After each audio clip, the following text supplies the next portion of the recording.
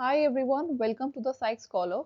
Today we are going to start with a new chapter, Chapter 3, Meeting Life Challenges.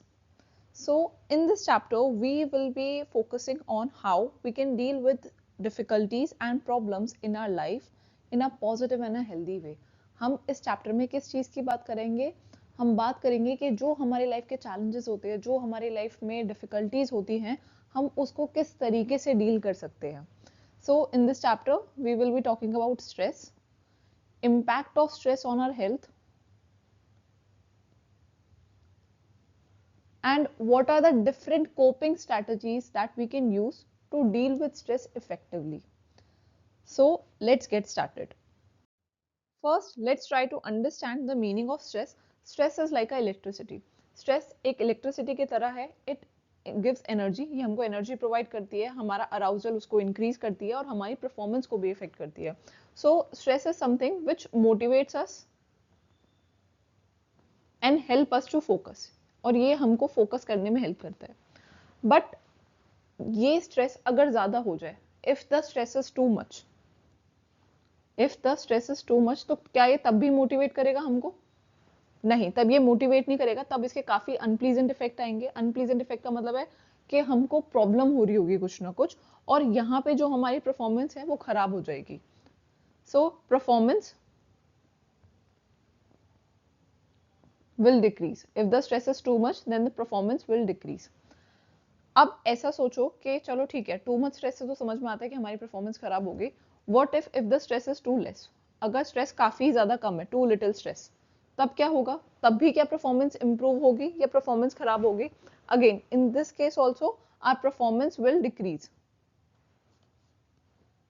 Are performance will decrease.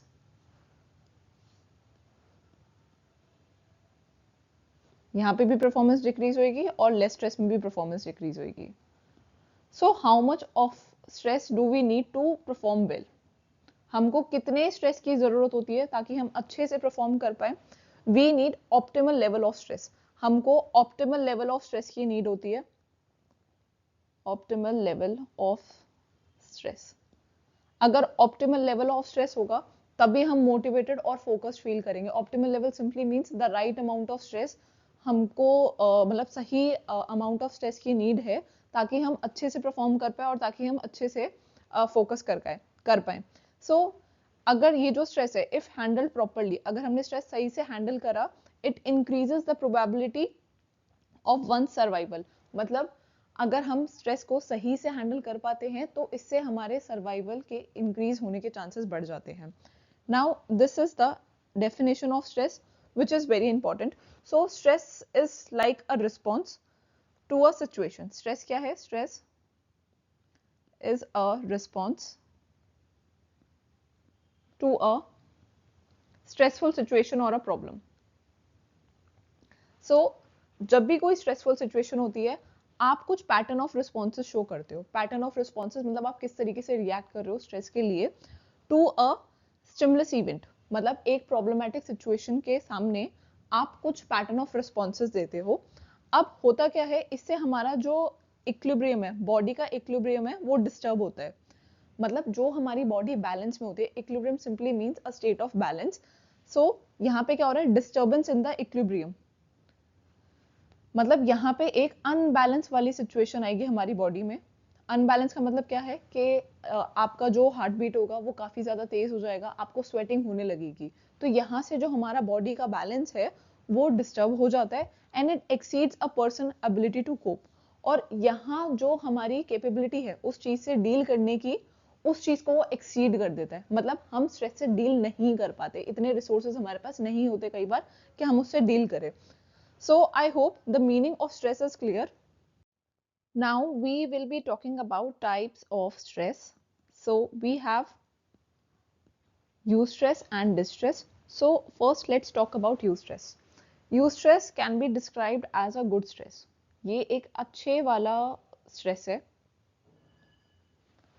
This kind of stress motivates you and helps you to perform at your best. तो ये एक अच्छा stress है और ये आपको motivate करता है कि आप अच्छे से परफॉर्म कर पाओ और आप जो क्राइसिस है, जो भी थोड़ी बहुत प्रॉब्लम है, उसको सही से मैनेज कर पाओ. So eustress can be described as a good stress. ये एक अच्छा स्ट्रेस है जो आपको मोटिवेट करता है और ये आपकी परफॉर्मेंस को इंक्रीज करता है। For example, let's say you are preparing for a competition, आप एक कॉम्पिटिशन के लिए प्रिपेयर करते हो और आप थोड़े स्ट्रेस हो कि हाँ आपको कैसे आप कॉम्पिटिशन में अच्छा परफॉर्म कर सकते हो, आप कॉम्पिटिशन में कैसे जीत सकते हो, तो आप थोड़े स्ट्रेस हो, but this little stress motivates you and pushes you to practise harder, ताकि आप अपना बेस्ट दे पाओ। तो यहाँ पे आप क्या कर रहे हो, आप थोड़े स्ट्रेस हो, बट ये जो थोड़ा सा स्ट्रेस है ये आपको एक पुश देता है। This will give you a push, ताकि आप जो आपका गोल है उसको सही तरीके से अचीव कर पाओ। अब इसका जो अपोजिट होगा वो है distress. This is a bad stress. ये एक अच्छा स्ट्रेस नहीं है, ये एक बैड स्ट्रेस है। सो यहाँ पे क्या होता है, आप बहुत ज्यादा स्ट्रेस ले लेते हो एंड यू बिकम ओवरवेलमिंग। आप बहुत ज्यादा ओवरवेलम हो जाते हो कि आप इस चीज को कैसे अचीव कर पाओगे। सो ये आपको काफी ज्यादा एंशियस बनाएगा। इसके मतलब काफी नेगेटिव इम्पैक्ट हो सकते हैं, जैसे आप फोकस नहीं कर पाओगे चीजों के ऊपर। So again taking the same example, आप सोचो आप एक कंपटीशन के लिए प्रिपेयर कर रहे हो और आप बहुत ज्यादा स्ट्रेस लेने लग गए हो उसके ऊपर कि आप कैसे जीतोगे, और उसकी वजह से हो क्या रहा है that you are not able to sleep, और आप सही से सोच भी नहीं पा रहे हो। So this is distress. So ये जो हमारा यू स्ट्रेस होता है, it has a potential turning of into distress. मतलब ये जो हमारा यू स्ट्रेस है, it can turn into distress. मतलब यू स्ट्रेस हमारा डिस्ट्रेस में कन्वर्ट हो सकता है। कैसे कन्वर्ट हो सकता है, अगर हमारा यू स्ट्रेस ये बहुत ज्यादा बढ़ता चला जाए तो वो एक डिस्ट्रेस बन जाएगा। So I hope till here it is clear.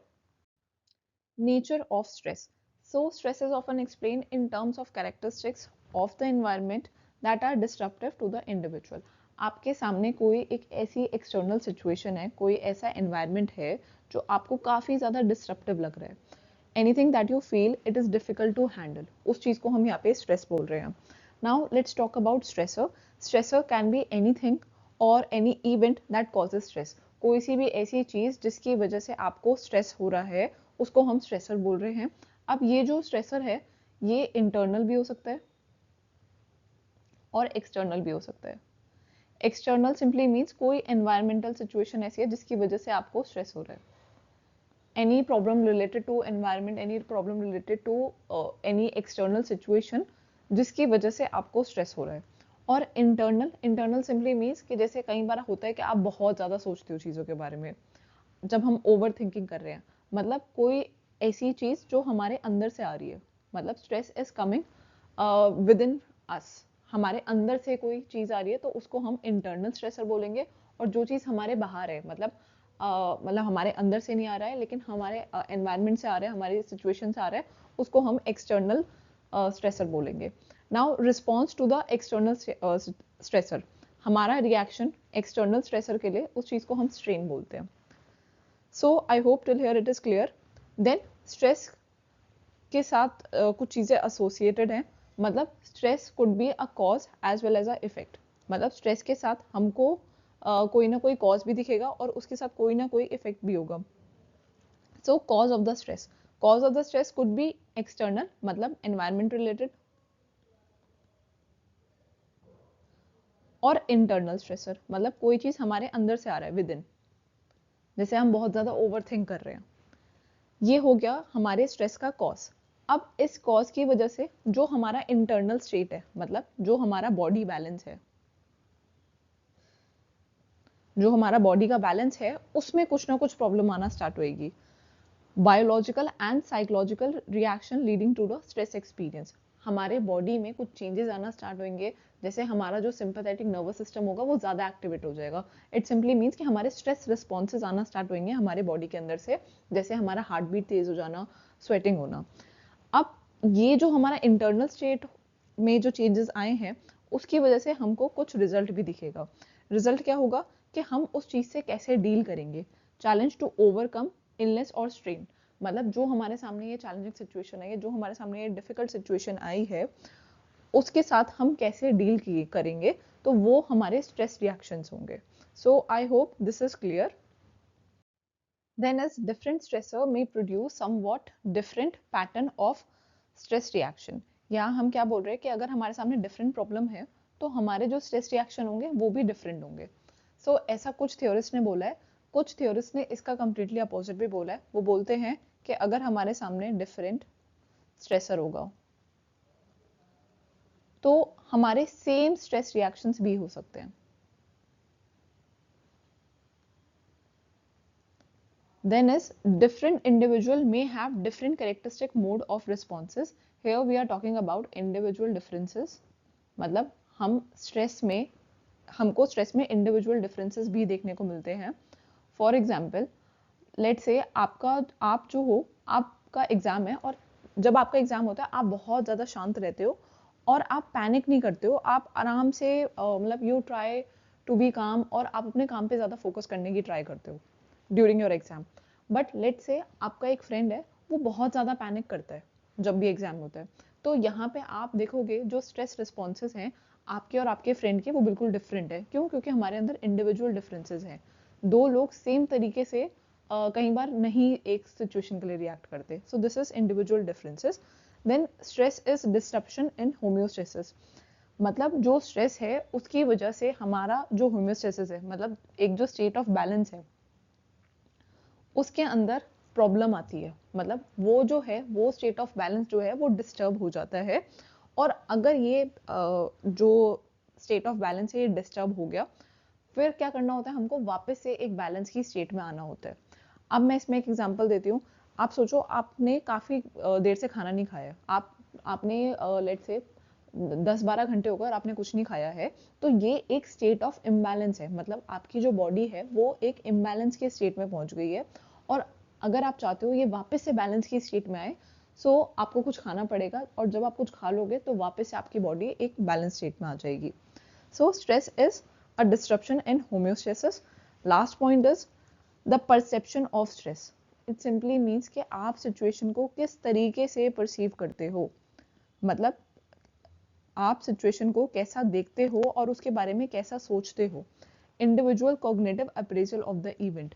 आप कैसा सोचते हो स्ट्रेस के बारे में। फॉर एग्जाम्पल, अगर आप ऐसा सोचते हो कि ठीक है ये सिचुएशन तो मेरे साथ पहले भी हुई है, I have done this before, I will manage, तो यहाँ से आपको थोड़ा कम स्ट्रेस होगा। मतलब आपने क्या सोचा कि ऐसा मेरे साथ पहले भी हुआ है, तो आप इस चीज को आगे इन फ्यूचर भी मैनेज कर पाओगे। सो this is your cognitive appraisal, the way you think about stress.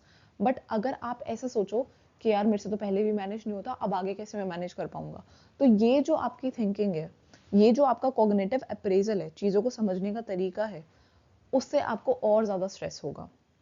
So the individual cognitive appraisal of event and the resources available to deal with them. अगर आपको ऐसा फील होता है कि अगर आप स्ट्रेस में हो and you have resources to deal with it, तो उस केस में आपको कम स्ट्रेस होगा। और अगर आपको लगता है कि आपके पास रिसोर्सेज ही नहीं है उस स्ट्रेस को डील करने के लिए, तो उस केस में आपको काफ़ी ज़्यादा स्ट्रेस होगा। So I hope till here it is clear. So if you have any doubt, you may ask in the comment section. And if you want to download this PPT, you can email me on the psychscholar24@gmail.com.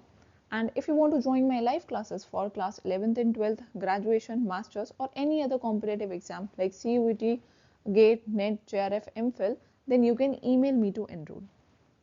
Thank you for watching this video.